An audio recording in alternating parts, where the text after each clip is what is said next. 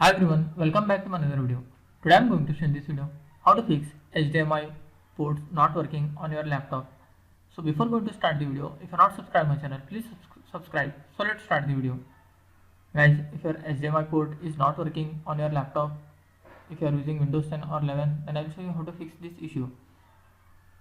Guys, if you are multiple ports, you can just change the port and check, because due to some port issue it will not work.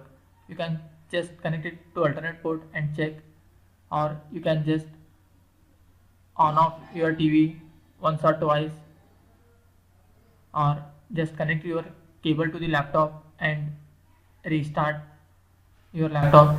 After trying still you are facing the issue, then try the another method. What you have to do, just click on this search menu, then type your device manager. Click on this device manager. You have to update your display driver adapter. Just connect your HDMI cable.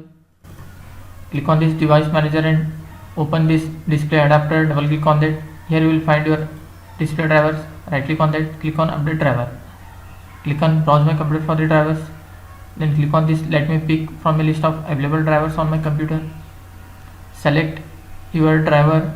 If there is any graphics driver, just select and click on next. If there is not showing any graphic driver, just select Microsoft Basic Display Adapter. Click on next and it will install your display drivers. After completion of this, you have to restart your PC. After restarting, hope your issue will be resolved.